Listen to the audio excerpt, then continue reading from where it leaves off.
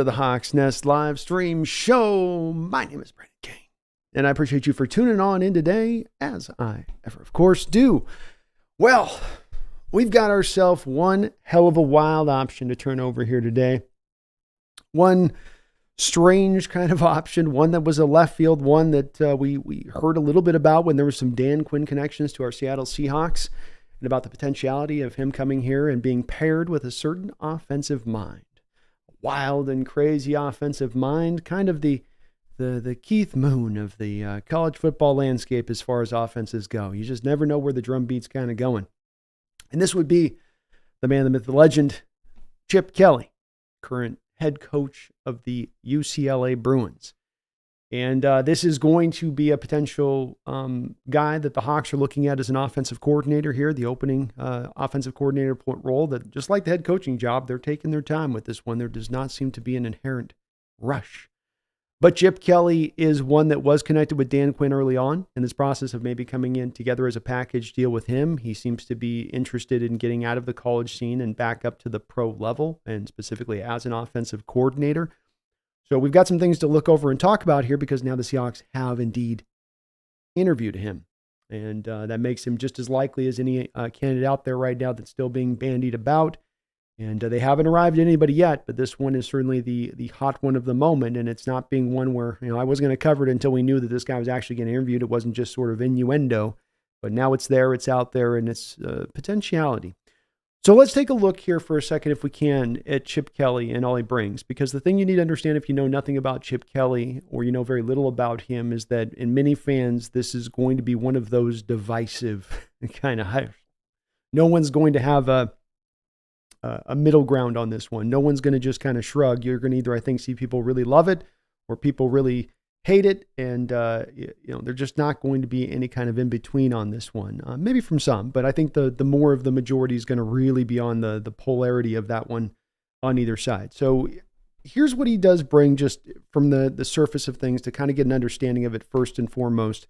Kelly's been coaching for a lot of years now, down at mainly the college level. We'll look at his pro stop here in a second, but he really cut his teeth out there in Oregon. Rose that program even above where Jeff Tedford had the program to true national prominence, to truly a state where you felt like on a yearly basis they were going to be able to compete for national titles, and did so mainly on the back of a high-powered offense that was really built upon just going as fast as humanly possible. That was going to be the name of the game, and so he accumulated a record 46-7 during that time frame. Had some wins in the Rose Bowl, Fiesta Bowl, took down Carroll's offenses at that time, which was a really big deal because they were rolling along and singing a song, so to speak. As though Carroll did leave right about that time in the 9 season there, so it was not for long with him, as he wasn't there just arriving as Carroll was kind of heading on out. But tremendous college record. Did a great job of instituting what would be a college offense that's really swept the nation and swept the NFL for that matter. I would say that just about every offense that you'll find out there has some inherent similarities from Kelly's offensive playbook. Maybe not a lot of every one of the plays in there, but there's a collection of things that he did specifically that now you see throughout the NFL, and specifically the spread-based concepts.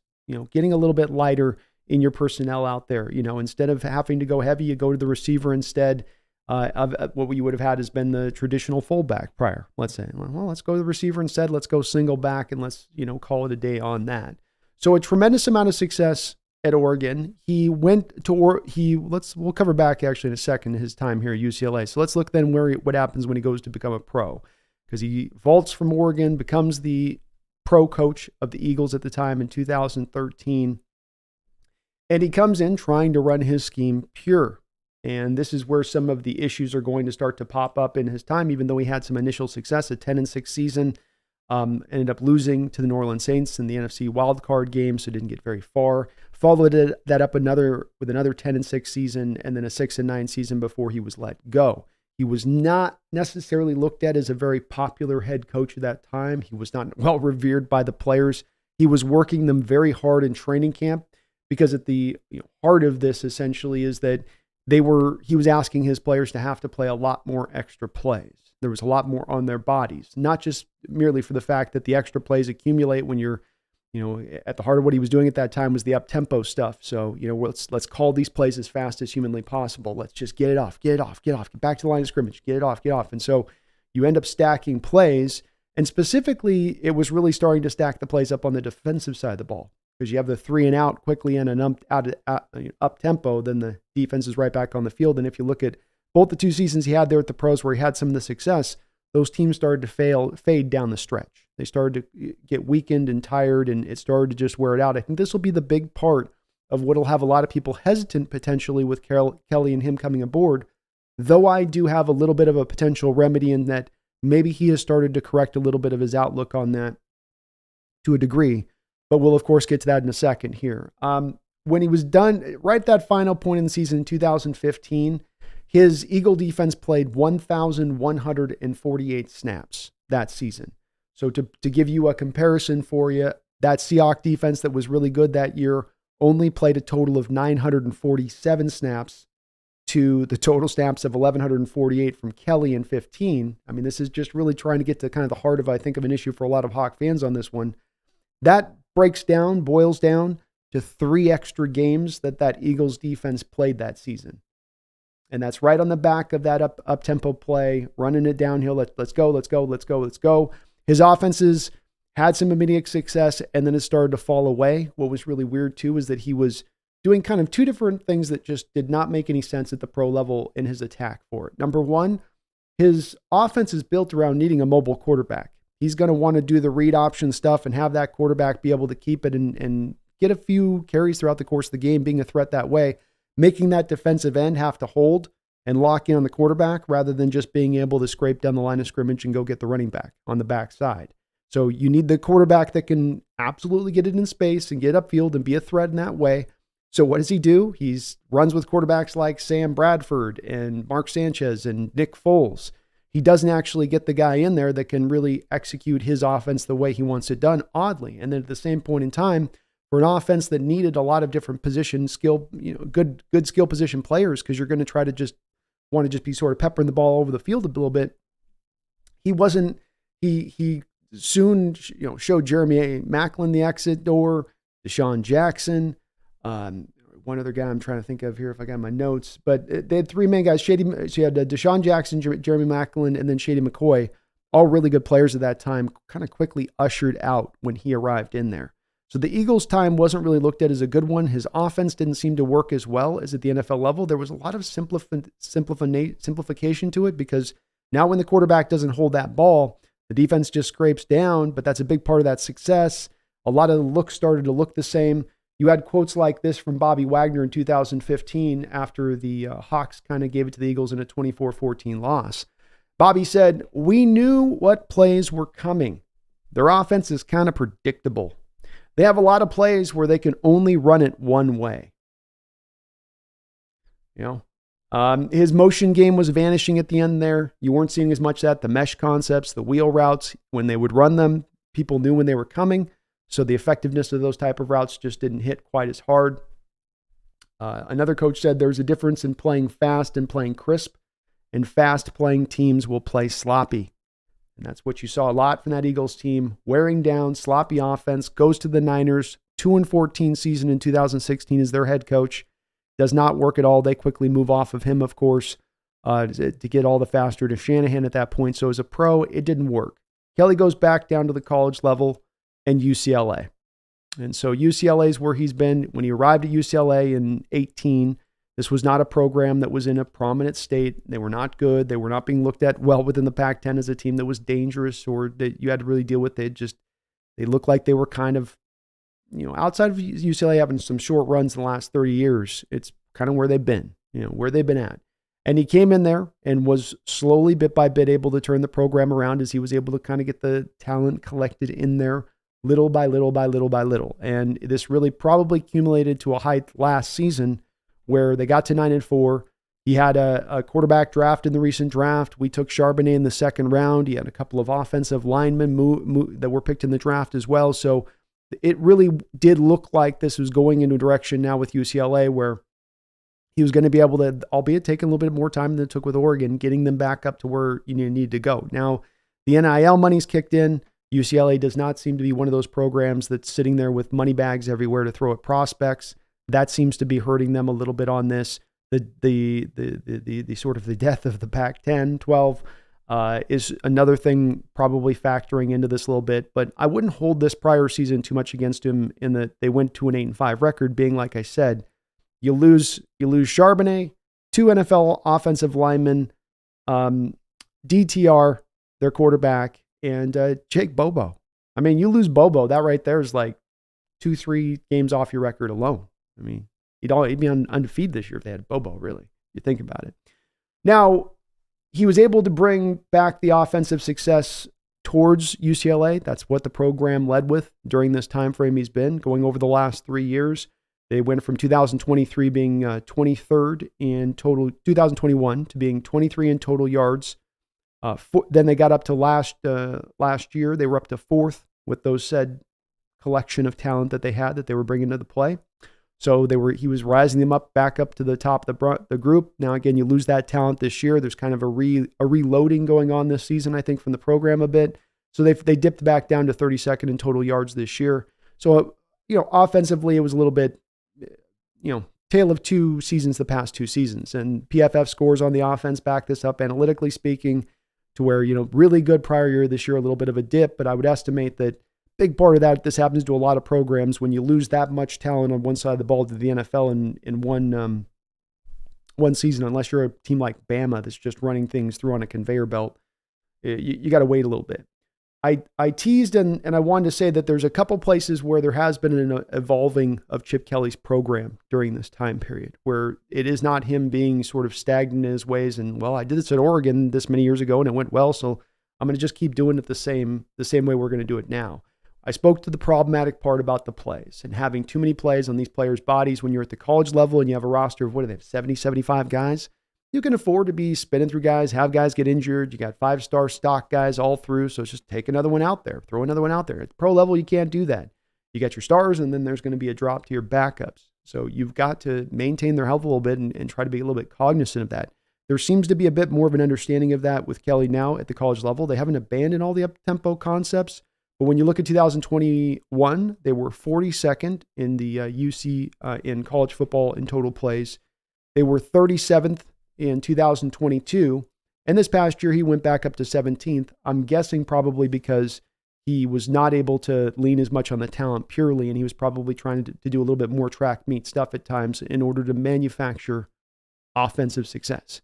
So he's maybe learned a little bit that he can't just go hog wild with I'm going to just unload here on the number of plays I go.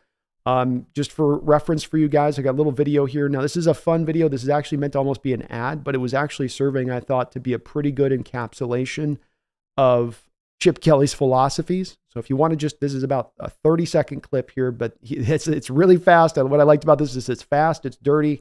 And this gives you a real good wrap up quickly of what he wants and what he's going to try to do, at least what he did at Oregon. You want to win, you need logistics. We play a complicated game. We have over 200 plays in our playbook. That's a lot of plays. We play an up-tempo, no-huddle offense. Go, go, go. We snap the ball every 13 seconds. Inside zone, outside zone, counter, draw, simple patterns, dozens of options. Score, and score some more. Fans go nuts. Second save here is an extra yard there. To win, you need speed, precision, execution, and teamwork. In other words, logistics. That's how you win. It'd be a fast offense. It'd be a furious offense. It would be one that certainly could put a scoreboard and light it up. It's got all that potentiality to it. He has learned a little bit, it would seem, and I can't run up tempo 24/7. I got to be a bit cognizant of his defense. And I got to feel like Mike McDonald, being a defensive-minded coach, would be at least a aptly placed guy to be able to be there and pull back on the stick a little bit on Chip if he's feeling like he's going a little bit too fast and furious, along with Leslie Frazier, 2 defensive guys that'll probably be right there in Chip going, slow it down, okay? It's too damn fast. But that's going to be a big key for him to have any offensive success, is understanding that he's got to mix in up tempo. It can't be something where you've got the lead foot and you're always trying to go as fast as you possibly can. It can work at the college level, bigger rosters, all that, but you've got to dial it here. He didn't learn it necessarily in his first stop here. It's San Fran. He didn't really have the talent there at that time. That team was in kind of a disarray sort of state in all ways, shapes, and forms. There's been a couple of other places that he has grown onto that I think is interesting, and worth noting on this as well. And that is that at the college, at the pro level last time, he was trying to really go super light with the offensive linemen and too light. He had guys that at the point of attack could not hold up and drive their guy off the ball. And so everything became about trying to move them into space, and guys getting to the second level. And that stuff works, and that needs to be a part of your offense, but you've got to also have the guy at the end of the day that can, root down, drive that guy off the ball across from him from time to time, at the very least, so that you don't become predictable in the movement-based stuff you're doing, which is what's happened there with Kelly, is that the movement-based stuff works, but you've always got to come back to the hammer inside. You always got to come back to a bit of that power. So, for instance, inside zone, outside zone, out of shotgun was a lot of what Kelly would run, right? And he's using the quarterback's legs to go out around the defensive end when he feels that defensive end crashing. Very simplistic, bring it to the pro level. It calls for a lot of the linemen to pull back to the same way. This guy knows he's going to be unblocked. It's a little bit more predictable. So what he's done in the college level is now a little bit more split zone. And again, just trying in the name of putting this in sort of real, base terms so I don't get too deep in the woods on this. Just think of it like, zone, a little more time to set up the inside zone, right? A little more of a quarterback reading the play, particularly. In the split zone, it's a little more here. You're getting the ball, you're diving. Getting the ball, you're diving. It's a little bit more hat on the hat kind of stuff. So that's what I'm exactly referencing to, that he needed to build more in, is to understand, first, you got to have the guys that can push these guys off the line, and then you have to have a little more commitment in your offensive playbook to taking those guys head on and actually having the plays designed to do that, where they're not always going lateral post snap like this, right? Shoulders turned, going sideways, moving down the line of scrimmage. That, hey, I'm going into this and we're going to come right downhill at you. Particularly when they had Charbonnet there last year in UCLA, a lot of split zone runs that were almost run 50-50 to the inside zones. So a bit more of a mix there with that. That was interesting to see, and doing a little bit of research on Kelly and looking at what he's doing right now here with UCLA and maybe the places he's changed. Also, he's getting the bigger linemen. I think 4/5 of the UCLA line just last year were over 300 pounds. Whereas, of course, when he's at the pro level, not 6 years ago, he had a lot of sub 300 pounders on that offensive line, guys like Evan Mathis. So he's making some transitions and adjustments that were probably the dire ones that were needed to make. And he has been a guy that, at least from the way he talks and discusses offenses and his outlook to offenses, is not of one that is necessarily caged up to a scheme in particular. And I have to be this way. I have to run this that way. That he is open to, whatever kind of tool it's going to take to get this done. I'll go find that tool to make it happen. And as always with any coaches, I just look for the willingness to evolve yourself as you go along. I think that's what provides for growth and longevity. And I also think it's just the necessity for now a coach in this modern age to be able to be more open to that. I don't know if it was as much a necessity in 1995. I think you could kind of have your scheme and be what you are and do what you do, and you could run it that way, and that would be fine. That would be enough. I think now it's more a little bit about this new sort of coaching necessity of, what part am I building onto my game? What part am I building into this? I've always used the basketball reference of this. It's like, Larry Bird, Magic Johnson in the 80s going back and forth. And those guys would always talk about how they'd go into an off season and they'd work on some particular thing. Magic would try to pick up a little bit of Kareem's sky hook, Larry would work off the dribble a little bit better, a little, able to shoot with work his left hand a little bit more in. Real particular things that you start to build into your game. But the coaching thing should be kind of the same way. You're trying to, what are you building into your stock to round these skills and make them a little bit better, and also to keep yourself ahead of the curve? I don't know if Chip Kelly's there. This is one that I do feel a little bit on the fence with. I look around at the other options we have on the offense for a coordinator right now, the ones that we're being connected with. Inglestrad from, however you say his name, the Detroit Lions, not offensive coordinator, but passing game coordinator, something like that. Then you've got, who else are we down to? So we've got a couple names here where it's gotten pretty lean for the most part. And none of the guys, it seems like Grubbs is going back to Alabama. He did it doesn't guarantee he's going back. Of course, he could still kind of pull the rug out from under them, but it does seem like the team has maybe cooled on Grubbs. So we start to get to a place here as we are pretty deep into this process and late in the game, so to speak, that we're going to have to kind of find an option here at one point or another and make do. And I don't know if Kelly's going to be the right one, But I will tell you this, he'll be an exciting one. And he will definitely perk up the ears of the fan base if they hear he is coming back here. So, there's no doubt in my mind about that. But I'm definitely kind of, when I saw that they're interviewing him, it's going to happen. I'm like, wow, that's not a combination I would have thought of, especially, now having a defensive-minded head coach in the house and in the building.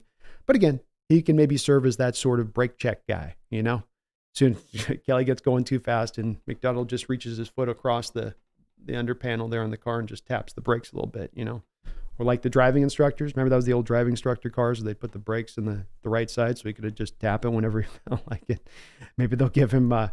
They'll give him a little shock collar to Kelly. So whenever he's going too fast, Mike just hits the buzzer and Kelly's like, okay, I'll slow it down. Jesus. Slow down, chill. Well, what do you guys think? Let me know today. We're going to do a quick little Q&A session here. I got a B&B show in about an hour here with Brendan that we're going to be doing tonight, looking at some salary cap stuff and diving a little bit into that. But you guys break it down for me, where you stand on this, and does this get you excited, this hire? Is this one that you say hell to the no? I can't even believe we're interviewing him. What are they doing? This is awful. Let me know. Let's see what you guys think. David Phillips, how you doing? Says I think the wild side with Chip and the conservative Mike McDonald might actually be a good fit. This is part of what draws me, David, into being unable to necessarily come down hard on this one way or the other, is I can see how the fit could happen. And in looking at what Kelly's done with UCLA and covering it, not just in doing the research for this, but watching him a little bit with the side eye on his return back to college and what he was going to do, I think he's done a good job there. He's not maybe reached the heights of a Harbaugh there with a national title, but the degree of difficulty, you could say, was also maybe a little bit harder going into UCLA and trying to pull that off, especially with the sort of dissolution of the Pac-12 en route. The Camper Report. That would be a terrible idea. No offense, but Chip is not someone you want on your staff. It's going to be a divisive one, Camper, and there's going to be a lot of Hawk fans, I think, that are in your camp of that one as well, and I can understand. I'm not. I think that there were other offensive coordinators that were certainly a little bit more attractive moving into this offseason as a possibility. There wasn't maybe a lot of them, but we do find ourselves at this point going down to who are the options, I do want a guy that has called plays before, so I don't really want a passing game coordinator. I mean, we kind of just did that with Waldron. I'd like to get somebody that at least has done it to some college or pro level somewhere. But I can understand the folks would be no, too, especially Niner fans, especially those folks that had to deal with them before. I get that.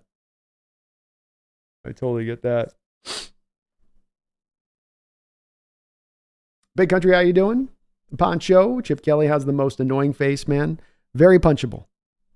On the punchable face meter, he might be a Harbaugh -1, but it's definitely neck and neck with the Harbaugh. Or a Kafka +2. Depends on the punching scale measurement tool you want to use. Brian says Kelly has already failed in the NFL. It's a hope, not for me. Completely understand. It's why I wanted to hold off doing this show until we were hearing the rumors. I was like, I'm not doing this unless we're actually interviewing him, because I know it's going to set a few folks off on just, please, no, not that guy, not him. Big Country, OC and H head coach are completely different. I think Kelly could be an OC. Yeah, I would definitely, if this was about head coach, I would be don't you dare. Being that's an OC, I can maybe be sold on it, especially if I'm handed a list of the other candidates and there really isn't a guy there that jumps out or makes sense. DVN says, did not expect this, but let's go. Let's go. What's up, AI? Poncho, better off with Frank Reich. I wouldn't mind Frank Reich at all. The only thing with that is just we haven't heard any connection between the team even looking at Frank Reich. Does Frank Reich want to be an offensive coordinator at this point? He's getting paid to chill. Sometimes those guys can be like, you know what, I'm going to take a year off. I moved from Indianapolis. I went down to Carolina. I don't really want to pick up my family and move them all the way back to Seattle. How about I just take a year, get paid, and chill out? Jeffrey O'Kelly, rest in peace, Toby Keith. Rest in peace, Toby. BLM Ben says, Spoon, DROTY, please. I know it's highly unlikely, but one can hope. Hey, I hope the NFL does it right on this one. Reward that man.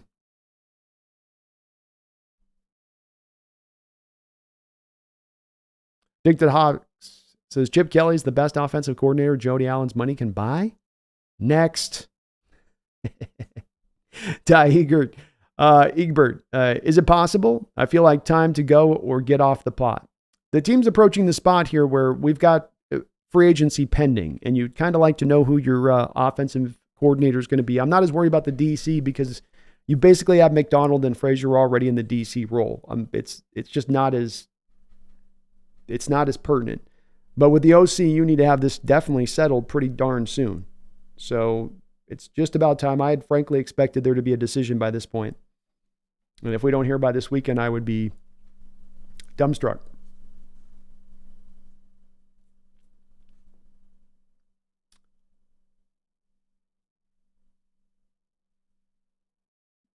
DVN says, would they hire a quarterback coach as an OC from San Francisco or Kansas City? An O-line coach? Because if an OC leaves, either franchise would be for a head coach.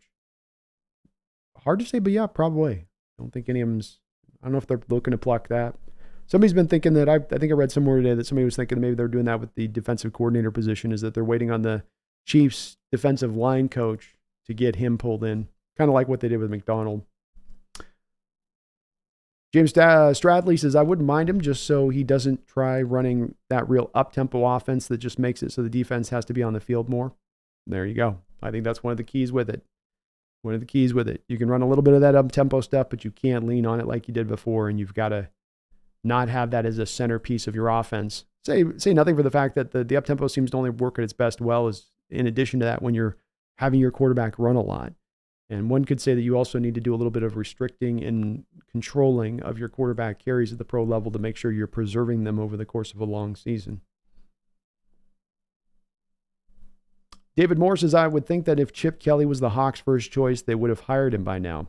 Maybe as their backup if they're waiting for someone on a Super Bowl team that falls through. It's very possible. It's very possible, David. These are all good points on your guys' part. I think that it certainly is in a feasible way, and it would make sense for why it's taken a little bit longer. It also adds up to what happened with McDonald. Why is the coaching thing going on so long? Well, because they got starry eyes for McDonald, and they want to wait for him to come free, kick loose. And I think that makes a ton of sense. So Chip Kelly is a backup option, maybe not the worst thing to have at this point, if that is what it's suiting as, setting itself up as. I don't quite know. I mean, it could be a quarterback's coach with KC. It could be a passing game, run game coordinator with San Francisco. I mean, it could be kind of anything on that at that point. You'd be reaching, again, that's the part that just gives me a bit of hesitancy going that route, as much as I'm not really full on board with Kelly. At least I got some of the OC experience. I don't really want to go. I've already got a coach that's got to kind of go through his first rough road of experience, learning some ropes, having a guy on the offensive side of the ball that's kind of at least been around or understands it, not necessarily Chip, but just as an archetype, would seem a little bit of a better approach. Chris says Reich would be decent. Kelly too. Wonder if they're waiting to interview Blymer or Heck for OC. Heck would be hilarious because Andy's, of course, former first-round tackle for the Hawks. Man, the day that Derek Thomas got himself 7 sacks was mainly on the back of going at Heck. So that would be pretty funny. But it's possible. I think with Cullen, that seems to be the case, Chris, if I may say. Brendan, is Grubb really out? He feels out, but it's not. I mean, he could have done that press conference in Tuscaloosa yesterday where he did a press conference. He came out, said, I'm your offensive coordinator. So that led a lot of people to speculate that now he's out on Seattle. But he was going to have to do that press conference, and maybe they're working through negotiations. Maybe they're just trying to, maybe they're interviewing Kelly to speed the negotiations along with Grubb. Riverside says, I got friends who are Colts fans. They hated me with such a passion. It influenced me. Then seeing him tank the Panthers, felt bad for their quarterback. Definitely did not a good job as a head coach with Frank. But he could be a good offensive coordinator. There's so many of those guys, I think, that just don't. I think being a head coach requires its own kind of particular tools to get that job done. Tough one to pull off. Ty Egbert says, find a way to get Frank Smith. I would love to do that too, Ty. The only thing I'll say with trying to get Frank in here is coming from that offense that's so yak-based, and you don't have yak-based guys here at the moment. I love Frank Smith. I think that'd be exciting to go that direction, kind of the equivalent of what you're doing to the defensive side of the ball. But do you have the actual yak guys to really make that offense work like Casey's able to make it work?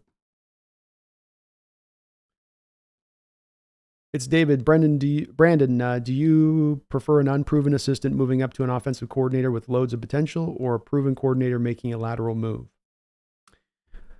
I think I prefer the former to the latter. It's David. You have a young coach already who's not just a young coach, first-time coach, youngest coach in the NFL. Frazier comes in and he does give him a good guiding hand. Something I do like about Chip Kelly coming in addition to that is and I think that I'm a believer of this. This isn't my own idea, but this has been said in recent days in regards to McDonald and the consideration of his coaches. And that is that you don't want to give young first-time head coaching guys a whole lot of young staff around them, because everybody's then having to learn all their first-time mistakes at the same time.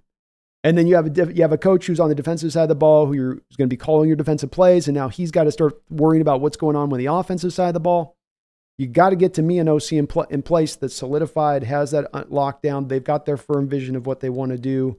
They don't have the first-time ropes they've got to learn to go through, in my opinion. I think it's a little treacherous if you go too hard in that route in that other way. So it's why I love the Frazier thing so much, and why Frazier is so great for him on that. But you need it on both sides, I think, a little bit with the offense. So give me a guy that's called plays. Doesn't have to be at the pro level, but has called plays.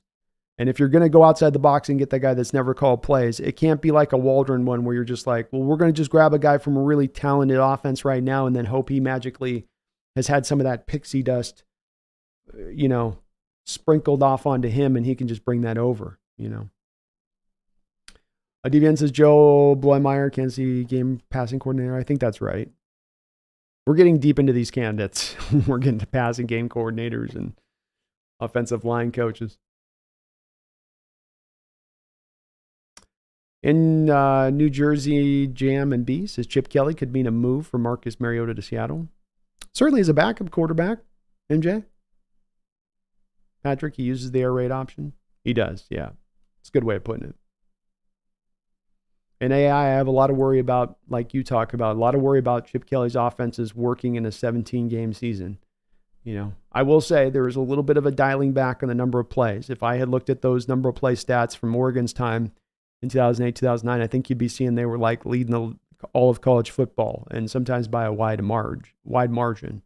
So he has at least seemingly realized a little bit of that. But how does it work? 17-game season, 2 Thursday night games a year. How would we have run it this year with 3 games in 15 days trying to run that system?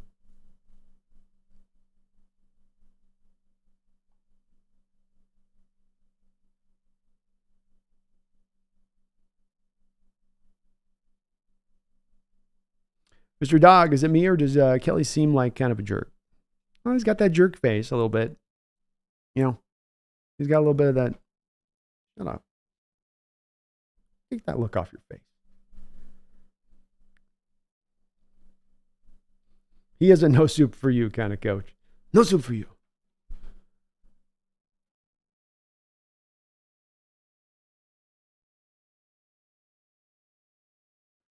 Redacted. Wait, so is Chip Kelly the best option right now? Well, you don't have a lot of guys that we know of that they've really interviewed at this point. Grubbs, Inglestrad, and Chip Kelly are your 3 guys that I've heard that they've tempted to reach out to for the OC. They wanted Kafka, and the Giants ended up throwing Kafka some love and giving him a little bit of an extra title to make him feel warm and fuzzy. So Kafka's out completely at this point. I don't know who else is an option out there that's a viable one as we look at this. I mean, who is really looking realistic here at this point beyond this? I don't know. It's been kind of quiet. Hawks have done a good job of keeping things under wraps of who they're looking at and who they aren't looking at. I think they wanted Arthur Smith in this process, and I think he just ended up jumping fast to Pittsburgh and took himself off the board at that point so quickly that it was before they even had a head coach in place. That's also a little bit of the scuttlebutt I've heard about that on that. John says, so those 2 years Kelly made the playoffs with the Eagles and led the league in rushing was a fail. Damn, what's the standard for success? Yeah, Yeah, I mean, it wasn't enough of a fail that he didn't get another job in the pros. San Francisco hired him really quickly, John. I think it's just, it looks much like a fail to folks in far retrospect. I think it's a fail in the respect, too, that the teams got to the playoffs, but it's sort of, he burned them out by the end of the years. And like the fall that they had was not one where he got another team out strategized him, but one where his teams just started getting worn down. Was a little bit of what they were warning him about, what would happen if he ran him that hard in training camp and did what he was doing that was so much kind of extra from other coaches. But he's not a bad offensive mind. He's not a bad offensive coach, and his approach isn't completely broken just because of the fact that he's had a tendency to run an up-tempo offense. As I said, the impact that he's brought to the pro level across the board is substantial, and not one that, should be just lightly tossed away either. But he'll bring out that reaction, John, of, as I say, divisiveness. Be a divisive hire.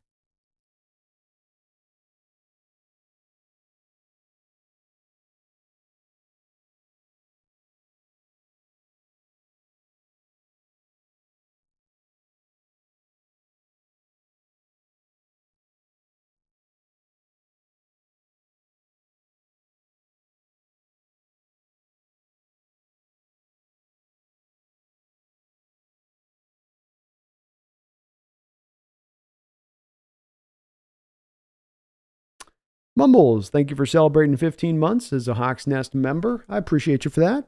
Says, hey B, they still do the passenger brake pedal thing. I don't think they do it anymore. It probably was dangerous. Somebody probably snapped their head, and one of the kids probably slapped their forehead off the cross of the wheel. You know what I mean? Not ready for it, and somebody got sued, and that was the last of the passenger brake pedal. But they used to love it. I remember being in the car. They'd be like, why? You're just testing it out. Just seeing if it works. Just seeing if you're paying attention.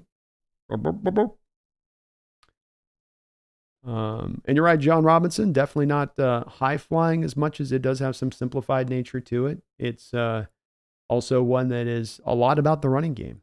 The running game is at the bit of the forefront there. To illustrate John Robinson's point on this, the Eagles were 24-8 when they rushed for 100 yards during his time there. They were 2-13 when they failed to hit a century mark in a given game when running the football, including 0-7 in 2015. To give you guys some more stats on this, Kelly's Oregon teams were 0-3 when rushing for fewer than 100 yards versus 46-4 when they rushed for more than 100 yards. So he is about a man who's going to run that ball. He's going to run that rock. Beard Boykins, Spencer Rattler's going undrafted and is going to be a practice squad developmental quarterback. Oh my goodness. Bird, he's on his way to get picked into the second round minimum at this point. He just won the Senior Bowl. No, he's going to test pretty well. He's going to go throw at the combine and have a nice live arm. I only see him raising his stock at this point, not dropping it. But I like Michael Penix better than him as well.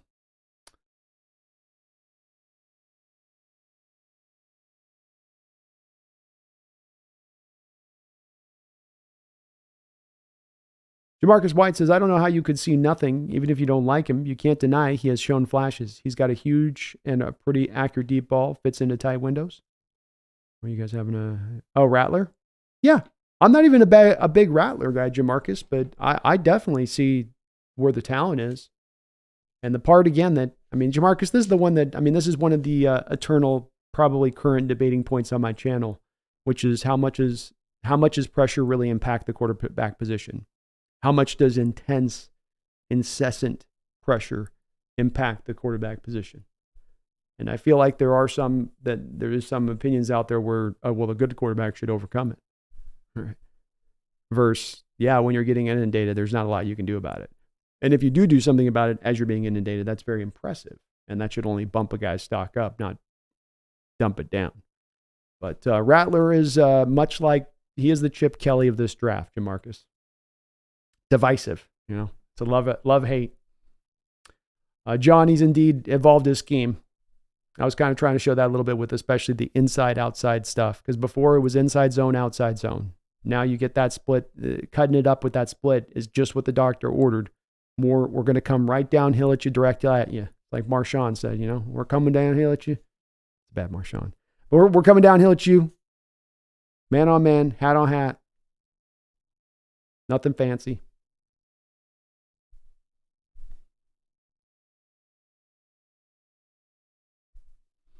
Yeah, John, the offensive coordinators left we're definitely just about to the point of trying to pull some chewed gum up off the floor at this point.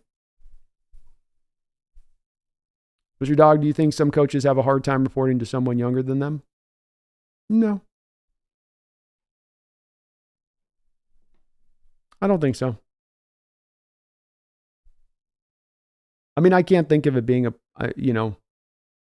I can't ever think of any recent times, Mr. Dog, in given history that we've heard of that being an issue. Like McVay has had no problem with that. LaFleur has had no problem with that. I mean, even Robert Saleh is pretty young out there with the Jets. That doesn't seem to be an issue for him out there. But I wouldn't think so. I could see why it's possible. Jamarcus said, no, I ever said you were wrong. Alfred did what I see after you said you don't see anything. Oh.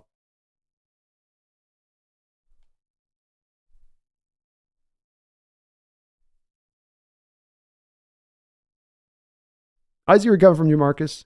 I'm with you on it. So we're riding on this one because I do see where he's going to be. He's got a good chance at this point. I think some people are going to have the face melted a little bit on draft day because Radler's got a real chance of being picked in the back end of the first round.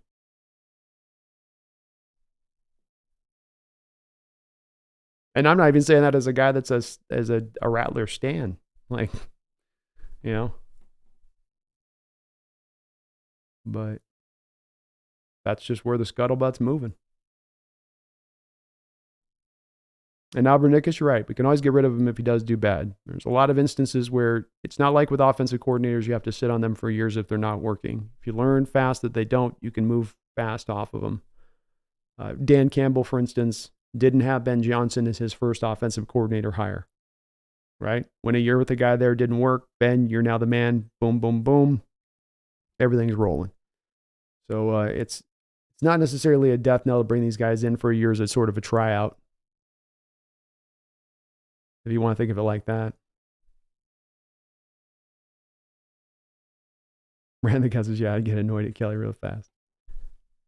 Copperwise says, I'd rather have Uncle Rico than Chip Kelly. Herbicide, Bo Nix does not look like he is going to be there when we're picking. That's true. You're with me on this, Herbicide? You're seeing it too?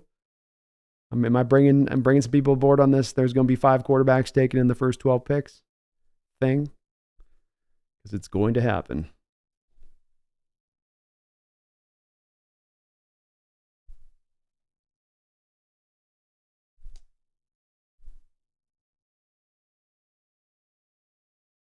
J.J. McCarthy. He better not be our first round pick. I will lose it on draft day if that's our first round pick.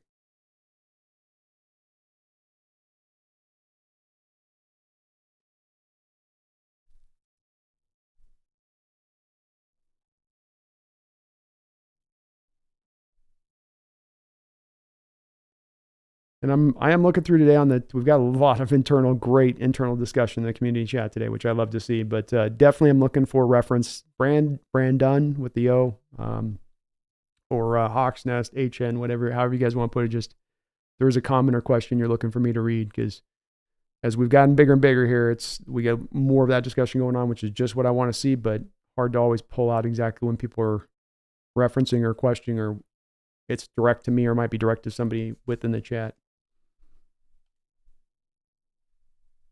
Fan since 92, after hearing Michael Penix explain his cover 6 beater, I'm confident he goes in the first. The kid is smart and talented. He knows how to process. That's one of the things you come with, and I just don't think that he gets past Peyton. I think the Broncos are at 12, and I just don't think Penix gets past there. I think he's going to... my comp for Michael Penix right now, and it's one that a lot of people aren't... no one else is making, really, and maybe I'm just completely off my rocker, is Drew Brees. He's a bigger Drew Brees, basically. Just in the way he plays and how he does what he does. And he's obviously left-handed and, like I said, a little taller. And, there's other parts of it. He's a little more mobile than Drew was, obviously. But Drew came from that spread concept stuff out there at Purdue. Same kind of background Penix has come from. He can play really well on time. He can process on the field if the coach has got him going through checks. And I think that I'll probably even have it at one point. If I hear Broncos even halfway interested in Penix, I'll probably have him mock there in my first NFL mock. Thaddeus Sexton, would you be trying to sign Chris Jones or Christian Wilkins? I think Chris Jones makes like $28 million per year on the open market. I think that's going to surpass what you'd pay Leonard Williams by about $13-14 million per year on an average basis. I think that would be a little bit expensive for my taste. I just as soon as bring back Leonard Williams and take the rest of the money and then work it into other areas of the team. So Chris is getting a little old. He has played a lot of football. I think you're in a little bit of the Top Gun danger zone there, signing him to a 3-year, holy crap, $82 million deal or something. I think that would make the butt cheeks clench. Brendan says, I think J.J. McCarthy gets carried by his running backs and defenses, but I'm not diminishing his accomplishments. Kid's a winner, and he got a national title, to your point, Brendan, but I maintain I've gone back and watched multiple times the tape here. There's a lot of other prospects I'm looking at, and there's a lot of games against Michigan's offense I'm watching, and it's just like, what are we doing here? It's Mac Jones 2.0. Mac was different, spread com. Even Mac was asked to do more at Alabama than what JJ was asked to do at Michigan, but it's basically apples for apples. The quarterback that now looks like he's going to be picked completely over the top, like over the top from where he really should be picked. And Spazzy Pants Gaming, thank you for subscribing to the channel. Appreciate you. Folks, do me a favor and please hit that like button if you could for me. I'd really appreciate it. Camille Thomas, did you see JSN's interview about Shane Waldron? I did, Camille. I put it up on as a short up on my channel. I figured that people would want to see that, so I was like, I'll get this up on the channel. Yeah, I mean, the question comes down to with Waldron, was he handcuffed or not? Certainly we know his offense was not what it was with the Rams. We all know that.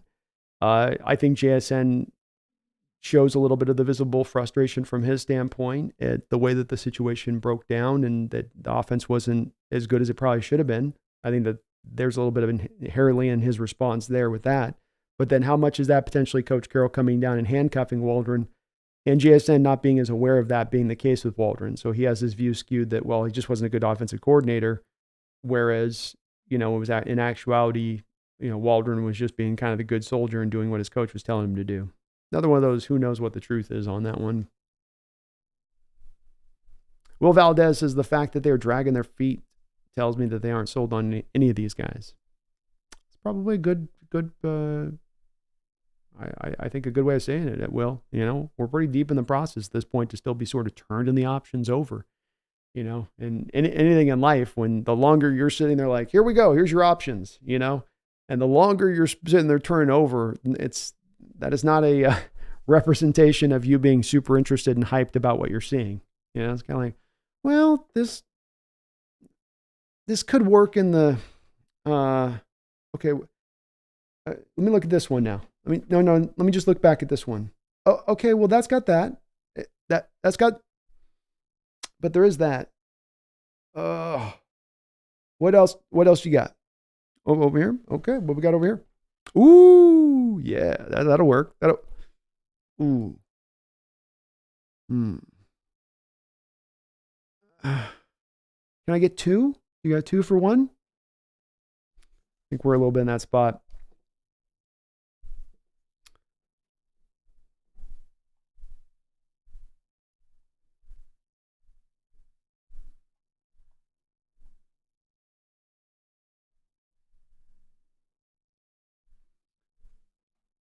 DeMarcus says you could make a good case that Penix and Bo Nix go in the second round, but there's too many quarterback-needy teams for them to go in the third.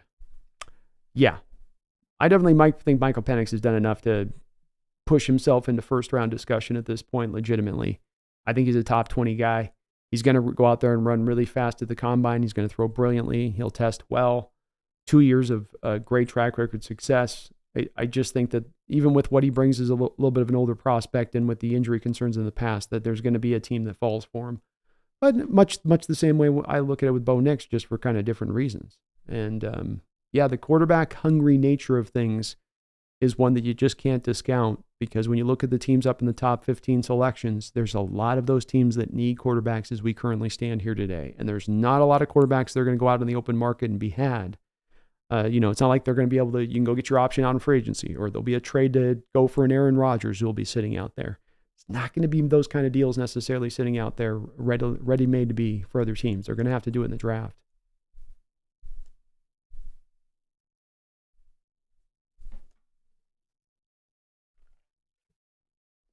Poncho says, if we end up with Chip, I wonder who they take at 16.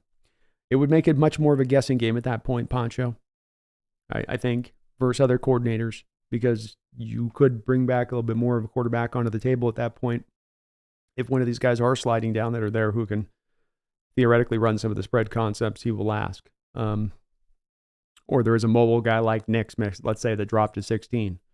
That becomes a little bit more maybe possible because he fits to more of what Chip will ask from his QB. Casey says Grubb feels like he might want the whole bag. Could be that. Could definitely be that. John says, don't you think the fact that Washington hired Cliff Kingsbury means that they're going to draft Jaden Daniels? I can't quite put the connection that way to it, John. I can't quite, I'm not sure on that one. And we got, so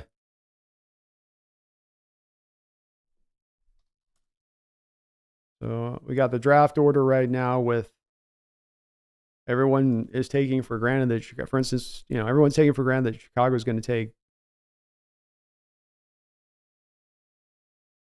I can see where you make the connection of that, because there's that background there. But I think Drake May can do a lot of the stuff that Jaden does. Not as flashy on the run game, but more in the throw game. We're also hearing maybe Chicago's more infatuated with Drake than Caleb. So then what happens if Caleb falls there? Doesn't Caleb John then become as much? I'm not saying Chicago's going to do that, but we are hearing that Waldron likes Drake May better. Why did JSN have that soundbite? Then you read the clip. Waldron reportedly prefers Drake May.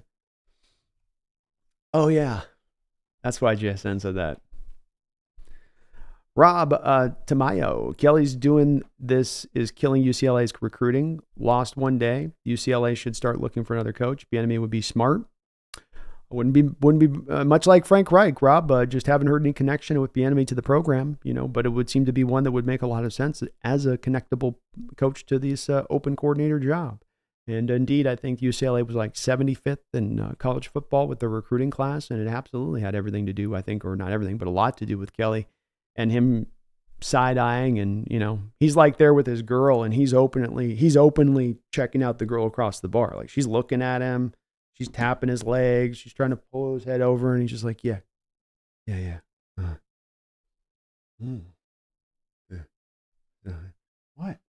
How you doing? It's not what? What? I'm just looking. What? I'm not touching. I'm not touching her. What? I think she's signing me. I'm trying to sign back.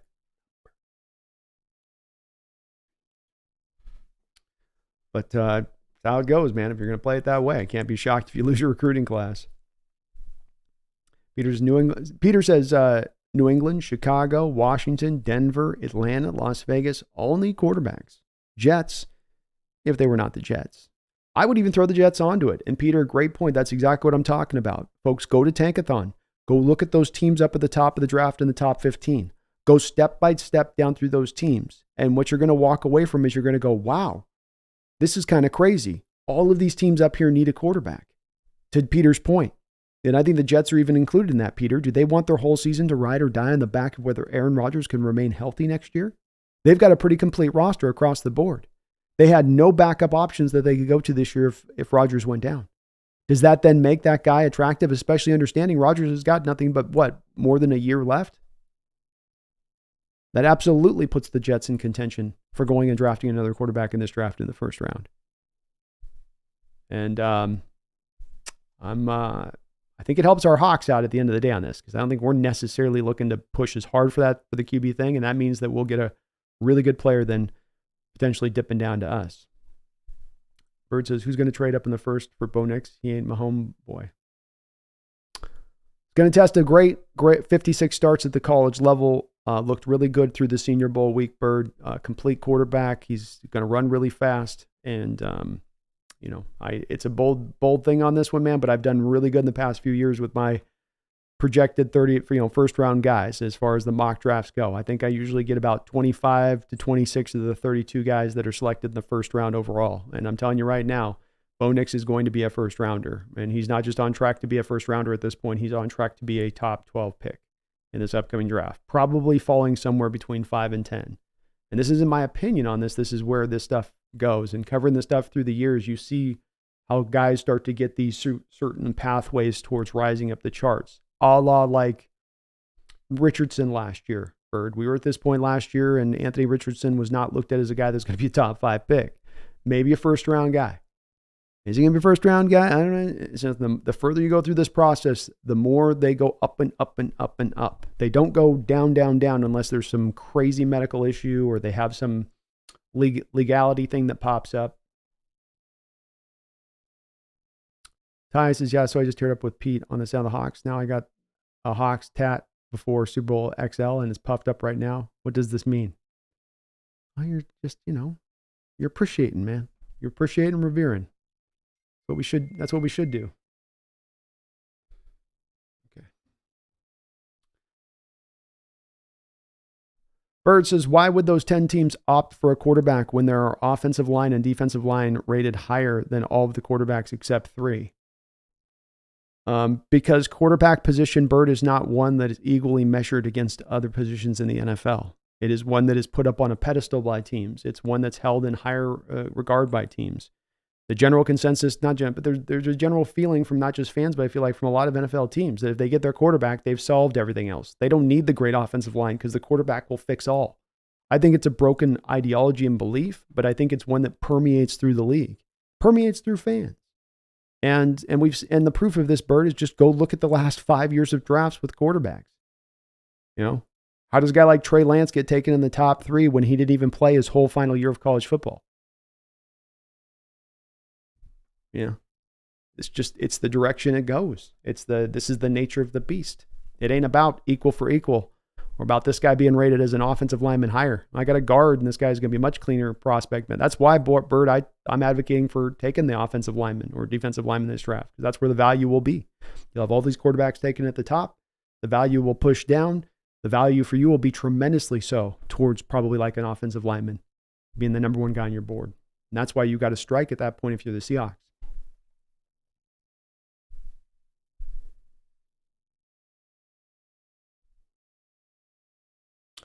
Space, we can't trade Drew Lock for Fields.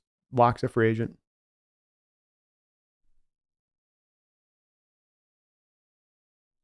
Somebody asked how I feel about Bieniemy. I'd be okay with it, but based on what I'm hearing, he's already connected back to the Chiefs locker room and the Chiefs situation. So I don't think there's any Bieniemy potential coming here. That one's not a possibility.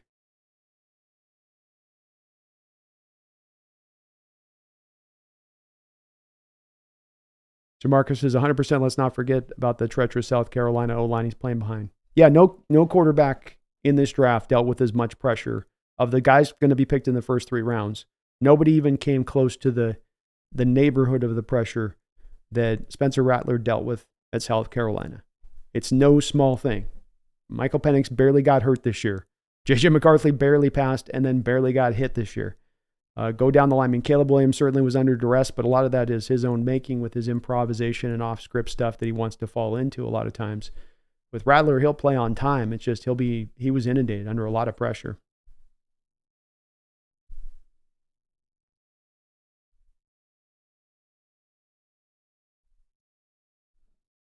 And Peter Jacobson, Jared Verse might last to 16. There's others that'll have other edge rushers higher than him. He's a first rounder, but, and again, with the way that if you got 5 quarterbacks taken that first 12 picks, you're get a couple left tackles then taken, probably 3, maybe a right tackle in there. You start pushing this other talent down the board, and these guys will start to likely be there for your Hawks to be there picking.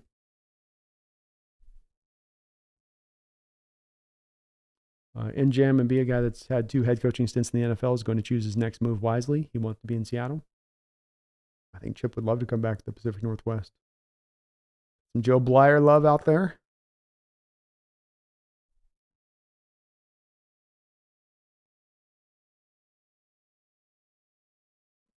Alan A says Chip Kelly single-handedly ruined the Eagles and the Niners. Hell no, I don't want him in Seattle. Well, no, Alan. I think Tom Sula did some of the ruining there with the Niners too. But I agreed. Didn't necessarily do a great job on either. Copper Eyes, Brandon, would you consider Shoddy? No. I'm not a big Schottenheimer guy. And he's still an offensive coordinator right now with the Cowboys. I don't think he's technically calling the plays, but he is the coordinator there. Chris says, only way Knicks or Penix go in the top 15, I think, is if the Raiders or maybe Broncos go for one. It's if you go down the list, man, I promise you, just go down that list in the 15 of the teams you're looking at, and you're going to find yourself going, needs a quarterback. To illustrate this, Chicago probably taking a quarterback. Washington probably taking quarterback. New England needs a quarterback. We think Arizona's not going to take a quarterback, but we don't know. I'll leave them off the list, though. We know the Chargers don't at 5. Giants probably going to look for maybe a quarterback potentially. They're not necessarily going to be what they're going to ride and die on Daniel Jones next year. I don't know that. I'm putting on the list. Tennessee, let's say no. They've taken a quarterback in the 2nd, 3rd round the last couple of years, so they just keep rolling with what they got. Atlanta at 8 needs a quarterback. Okay, Chicago won't at 9 because they've taken a quarterback by that point. The Jets at 10, I think, are in range for a quarterback. The Vikings are going to sign Jefferson and probably let Cousins walk. Bam, they're in contention for needing a quarterback. Denver needs a quarterback. Las Vegas needs a quarterback. So we're to 13 in the first round. We're the pick 13 in the first round. I'm at 9. Now, that's going to drive. It's market demands. The simplicity of this all comes down where free market or just NFL, like supply and demand. When the demand is through the roof, the supply will be tapped very quickly. And the proof of this is, again, of go study the drafts of the last 10 years, specifically in regards to the quarterback position. The drive goes back to when we have this many quarterback-hungry teams, those quarterbacks start getting plucked. Whether they deserve to always be there or not, especially in retrospect when we look at them and how teams arrived at drafting particular guys or not. It's not about our own individual assessments here or just what we particularly think about one particular quarterback. It's about what historically drives this position.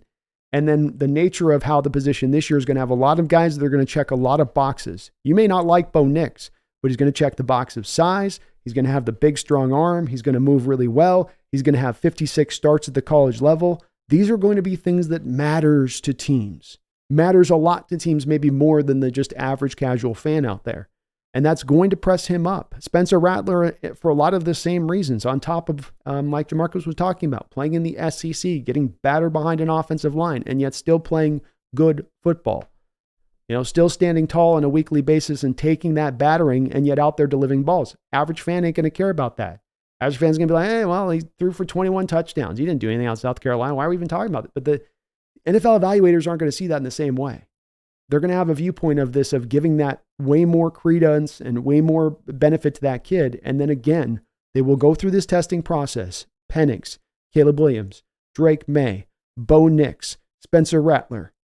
These guys, Jaden Daniels, all of them are going to go through this evaluation process with their pro days and with the combine. And they're all going to test really well because they all have good physical measurements. Rattler will be maybe a little bit undersized tall-wise, but he's going to go out there and throw with almost just about as much power as you'll see from some of the better quarterbacks in this class. He'll be able to throw step for step with those guys on a lot of the throws. So I guess it's a bold statement right now, but it's one I really believe in. You're going to see a lot of these QBs taking the top of this draft if you're looking for where this is trending, and not just coming from my mouth, but what I'm seeing and doing the research for this draft and what you're hearing from NFL teams and franchises about what they think about in these quarterbacks. And you're hearing a lot of favorability towards these quarterbacks in the outlook from teams.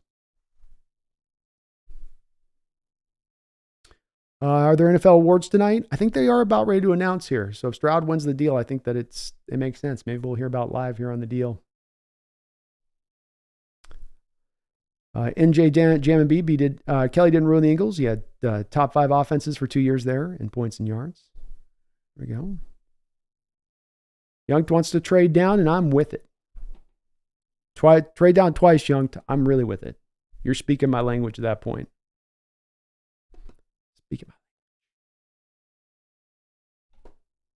Herbicide, I thought Frank Smith got hired already. Frank Smith's been with the Dolphins the whole time, Herbicide. The carrot that you were dangling there was that you were going to give him the ability to call offensive plays. And that was going to be the whole draw with Frank. But I don't think they tried it.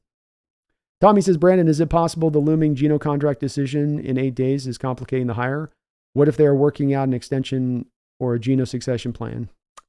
I don't think so. But I also have been in the belief, Tommy, that the thinking with Geno is that he's going to be here another year. It never made any sense from John's perspective to cut Geno away this season. And so I think that was going to be the plan of whoever the offensive coordinator was going to be, was that, you don't just have to marry yourself to Geno in the long term, but he is going to be here for the next year. And we can make our decision in regards to what we do beyond that after this year.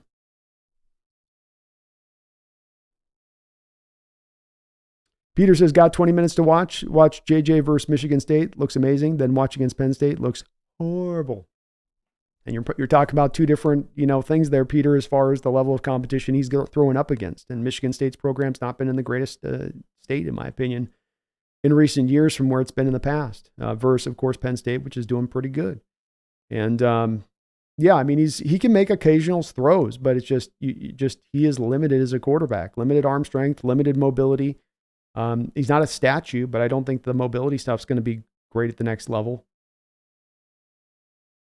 Chris says, could you wait until 2025 and draft someone like Cam Ward if he has a good season in Miami? Absolutely, you could, Chris. I mean, Mario Cristobal is the great quarterback disabler, but other than Cristobal, sure. In fact, I probably would lean a little bit more in that nature right now, Chris, and how I'd roll it. I originally wanted to look more towards the third roundish range to take in the quarterback. But when I look at this draft now, because these guys are starting to push themselves up the board, like your Rattlers, right? Like your Knicks, like Penix solidifying himself in the first round, like Jaden Daniels getting up in now the top 5, you've kind of removed out that middle glut that I thought was going to exist in this draft with quarterbacks, on top of Cam Ward going back to school, Riley Leonard going back to school, KJ Jefferson going back to school. I mean, a lot of these QBs who ended up going back who might have been in that middle-ish range. And so now there isn't as much a guy there to pick at this point. I don't think this includes him from doing it, but I don't know if I would do it at this point, especially if we're looking at the value of the board when we roll around into the third round. Youngt says, as a Michigan fan, I'm really not a huge McCarthy fan at all. I don't want him on our Hawks personally, but at this point, people are starting to seriously overact. He's a second round guy, IMO. Well, I've got him in the third round on my horizontal board, Youngt, somewhere in that neighborhood. But I've gone back a variety of times, watched the tape on it, and when you watch some of the quarterbacks in this class and how they sling the rock and the throws that they can make and what they're asked to do in their offenses from a responsibility standpoint, there's a bit of a night and day difference for me to what I see from McCarthy on that. He doesn't have bad skill. He's not like a Tebow type back there he's got a good free and easy delivery. He's technically, mechanically very clean. His feet are in the right place. There's not usually extra hitches on the throws, but the limitations are also there too. Brandon says, what do JJ fans see in him? 28-1 record. Yeah, the record's good, but it's like, again, too, it's like, is he responsible for that record on the back of what, he's done there? Yeah, he's helped, but he's also had Harbaugh and that Michigan team and that Michigan defense and a running game that's one of the best in the country.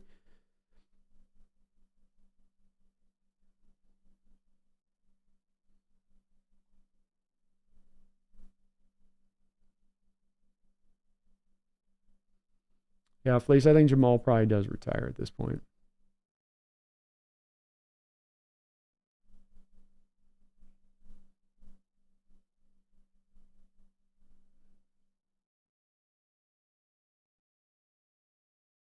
Randy says, I said this last year, Stroud's the guy. I think McCarthy will have similar success, more so because of his athletic ability. It's possible. And like I said, there's a lot of people definitely warming and getting hot to trot with McCarthy. And as I always say with this too, with it, Randy, I always have quarterbacks every year that I get struck with that I just don't get, that I'm just like, how is this guy getting up into this range? And my track record's pretty good in recent years and looking at these guys and being pretty on it. I was there with Wilson when I was telling people I thought Lawrence is the best quarterback in this class, and people were telling me right and left, no, Wilson is. What are you talking about? You're just buying into the narrative on Lawrence. Like, okay. That same draft, you had Mac Jones out. There's no way Mac Jones should be a first-round pick, much less be going ahead of Justin Fields in this draft, or right, almost very close to where Justin Fields was going. It went that way. Malik Willis, Matt Corral. I've been, but especially when I've got particular guys from me, Randy, that just strike me as this guy ain't it. And that's why I lean so hard into this opinion on McCarthy, is because in the past, when I've had this like itching feeling of no. Don't get bought into it on this particular guy. And I've watched a lot of film on McCarthy the last couple of years. And at no point in time am I looking at a guy that I say, this guy's got potential to be a top 15 quarterback in the NFL. I don't see that there. I don't see the NFL arm there to do that. Could he be maybe a Brock Purdy type, I guess? Maybe, but he's not going to run even Brock Purdy's 10-yard split. Brock Purdy ran like a 1.54 10-yard split. J.J. McCarthy's going to run like a 1.65 10-yard split. He doesn't have that instant acceleration to get away from guys in a close spot. And he's not been under a lot of pressure, so that shows itself a lot on the tape, because he's oftentimes got a lot of very good pass protection, on top of the fact that he's had the number of throws that he has to make over the course of a game highly limited by the heavy run-based nature of the Michigan Wolverines attack. But if I'm wrong on this, I'll own it. Mr. Dog, does Charbonnet mean it's more likely we hire Kelly? I don't know if it's more likely at that point. Probably helps a little bit. Herbicide, could Christian Mahogany play left guard? He's got good mobility, so it's possible. But the tape that I watched was all with him at right. I do have a 3rd-round grade on him. And I do like how he pulls in space, which maybe gives you a little bit of hope there that he could do a little bit at left guard. But hasn't done it so far. I always get a little bit dodgy with the moving the right to left, unless I'm a little more sure. Randy, haven't heard or seen anything about Bo Nix in the top 10. I'd seen a couple things prognosticating that they were hearing that. I don't know if that's going to be where he lands, but I know he's going to be I think he'll be in the top 12 would be the spot I'd say he's probably going to go in. But that's the fun part of this process. These guys go up, go down. John says, what's with all the ball crap I hear about J.J. McCarthy having a live arm and being able to push the ball down the field? What's his 40 time? Somebody compared JJ with Lamar.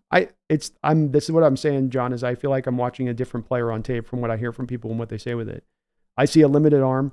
I see Matt Corral mobility, a guy that at the college level has good mobility and a little bit of ability to get out away from guys and use that mobility to scramble.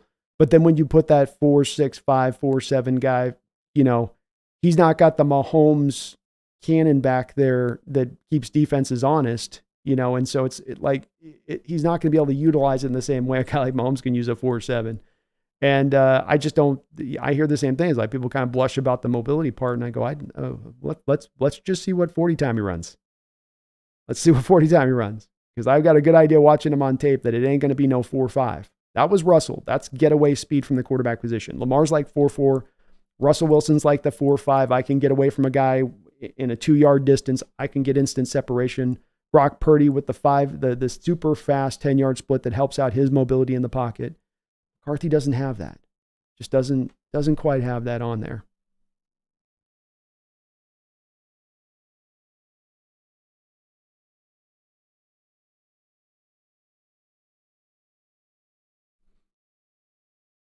We got Corey Olson in the house. Thank you, Corey, for the $10 donation. I appreciate you for that. He says, sorry, bro, late to the party.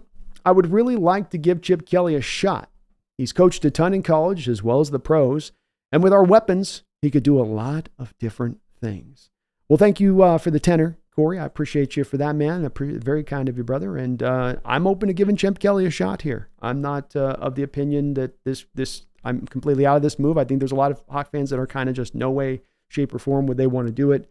I think he has shown some growth since leaving the pro level. I think he had some success at the pro level, but there's some things he had to adopt and change within what he did if he was going to come back and make a return to the pros. And I think he started to do those things. He's got a lot of experience now at running these offenses and how to put them together. And like you say, you're giving him a collection of talent that is maybe the greatest collection of offensive talent he's had as far as at least starters across the board, and especially since the time at Oregon. And he showed you back then when you give him a collection of guys he can utilize throughout, that he can be pretty dangerous. Hell, even with the offenses he put with the Eagles, those were still really good offenses. Although again, there were some flaws in there, but they still put together statistically some good seasons on that side of the ball. So there is some room here, I think, for optimism on this one, Corey.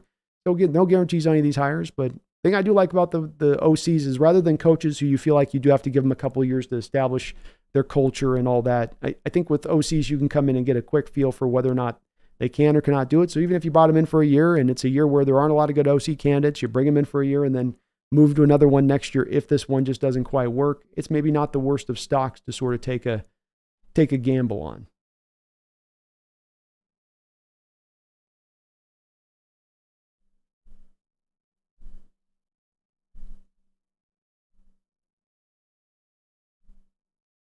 Spoon came in fourth. Kobe Turner won the Defensive Rookie of the Year. Wow. Oh, that's tough. That's tough. Consumer, you're right. He was never probably going to win it. Still sucks. It would have been cool to see him take it home. Randy says, how do you not see McCarthy's arm? Throws a tight spiral and can push it down the field easy. Watch his throws on the run. He can throw relatively accurately on the run, Randy. But the ball does not jump out of his hands. He does not have upward velocity. He does not have a plus NFL arm. The signs are there and how Michigan runs their offense and the throws that they manufacture for him. And that when he does throw the ball, a lot of it is just the pop throws, little bubble screens, throw a little drag route. He throws a nice crossing route down the field. That's one of the good throws he makes, but it's on like a line. He can't put it and loop it in over the top, which is part of the representation you see with arm strength when you get some of these guys that can put it right in there, or they gotta really get it on a low trajectory because they don't have that ability to really loop it in up over the top. But you don't see him throwing but hardly any 9 routes up over the top. I think he's got about like a 40-yard arm, really. And I just don't see that. Again, though, like I say on this, Randy, this comes and happens on a yearly basis to me. So you got to understand that I run a little bit of a groundhog day on the yearly draft basis when it comes to one particular quarterback. There's always one guy every year that I come down to that I get hyped up by either my media or people coming to my chat say, you got to get on the hot to trot on this guy. You're not getting it. You're missing the boat on this. You got to jump on board with it. And I've learned in my own evaluation of doing this to trust my instincts on this, especially on these given type of situations. And I'm seeing breakdown with McCarthy what I have seen broken down with other college quarterbacks in recent years coming out, where they're just getting bumped up, and it's falsely so. I watch a lot of tape. The arm is not there on an NFL standpoint. Can he make some NFL throws? Sure. Can he make all the NFL throws? No.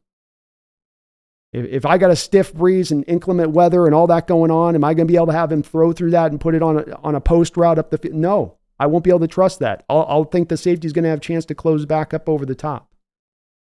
And again, I think the Michigan folks and pro JJ folks that are even slight pro JJ folks missed a little bit of how much Michigan protected him in that offense. How many throws did he have against Penn State? 7? Is that because they thought their playmakers on the outside could beat their guys and he could throw it in there and get it? Or was that more because they were worried that they didn't want his arm out there getting exposed because Penn State was rocking 2 NFL ready-made cornerbacks on the outside? And that kind of freaked them out. Did Ohio State, do that same thing against Penn State? Did they limit their quarterback to that degree? Did they? Did they keep him to 6 attempts over the course of the game? That right there should be a shining example to you. A big, there should be a big kind of warning sign on the back of that at that point to people on the pro McCarthy side going, wait, hold on. When he's at the college level and they're holding him down to that many attempts against this opponent in this big of a game, there's something to pull away from that on top of what I already kind of see with him, on tape. But I also, like I will try to acknowledge on this, Randy, it will be one where it's going to be the people in the past that were the pro Mac Jones or the pro Wilson folks or the pro Matt Corral folks or the pro Malik Willis folks. It will come down to, we all have a kind of our given instinct and our outlook on this and our own evaluations of it. And I understand that. And I get that too. We all got our individuals that I trust in but I do trust in my evaluation of this kid. I'm not blowing smoke. I haven't looked at him haphazardly. I do a lot of scouting on these guys. I've been going back for multiple years on McCarthy. This isn't just the first offseason I've taken a look at him. And I trust my evaluation. I trust it'll be on the right side of things. All right. Well, we are going to wrap this up here, folks. I got a show in 5 minutes. We're going to be right back here with the B&B show. So let's go ahead and wrap this on up. I thank you guys for watching today. Please do hit that like button for me.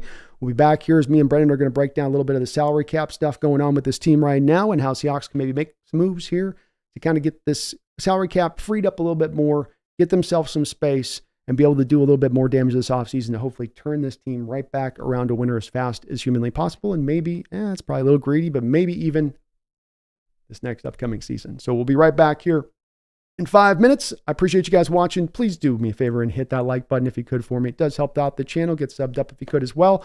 We will be back here on Sunday as well with a stream of the Super Bowl. So if you're looking for a place to hang out, you can find it here. I appreciate you guys for watching. Thank you so much on that front. We'll be back soon. But until that time, please, my fellow Seahawks faithful, don't you ever forget, never forget, go Hawks.